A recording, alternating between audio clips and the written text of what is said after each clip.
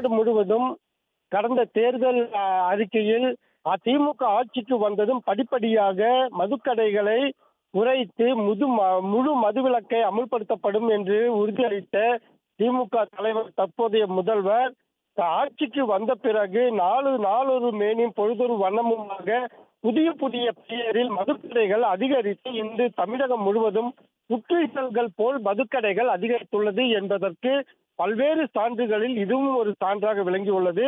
அந்த வகையில் Kovai Vellalur பேரூராட்சிக்குட்பட்ட Vellalur LNT bypass சாலை, கொச்சின் பைபாஸ் சாலை அருகில் புதிதாக மனமகிழ் மன்றம் என்ற பெயரில் புதிதாக மதுக்கடை அமைய வருவதை அடுத்து வெள்ளலூர் பேரூராட்சியில் நடைபெற்ற அனைத்து கவுன்சிலர்கள் ஆலோசனை கூட்டத்தில் ஒருமனதாக தீர்மானம் நிறைவேற்றப்பட்டுள்ளது. அதாவது இந்த பகுதிகளில் கடந்த 10 வருடங்களாக மதுக்கடைகளே இல்லாத இடமாக இருக்கக்கூடிய இடத்தில் இந்த பகுதியில் மதுக்கடைகள் வரக்கூடாது. மேலும் பைபாஸ் சாலையிலேயே இந்த மதுக்கடை அமைவதால் இளைஞர்களின் உயிருக்கு மிகவும் ஆபத்து மட்டுமல்ல, இளம் பெண்களுக்கும் பாதுகாப்பு இல்லாத சூழல் நிலவும் என்பதால் மதுக்கடை வருவதற்கு அனுமதி வழங்கக்கூடாது என்று ஒருமனதாக தீர்மானம் நிறைவேற்றப்பட்டு தமிழக அரசிற்கும் கோவை மாவட்ட ஆட்சியருக்கும் கலால் துறைக்கும் வெள்ளலூர் பேரூராட்சியின் சார்பாக மனு அளிக்கப்பட்டுள்ளது.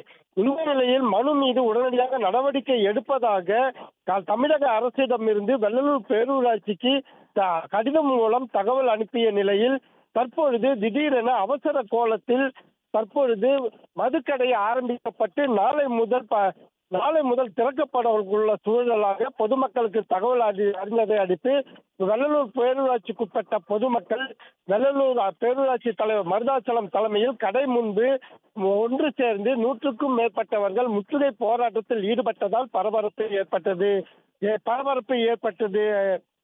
அபிஷேக், அதைத் தொடர்ந்து நீண்ட நேரம் கோஷங்கள் எழுப்பிய பொதுமக்கள் திடீரென LNT கொச்சின் பைபாஸ் சாலையில் அமர்ந்து மறியல் போராட்டத்திலும் ஈடுபட்டதால் கொச்சின் பைபாஸ் சாலை முழுமையாக ஸ்தம்பித்து போக்குவரத்து நெரிசல் ஏற்பட்டது.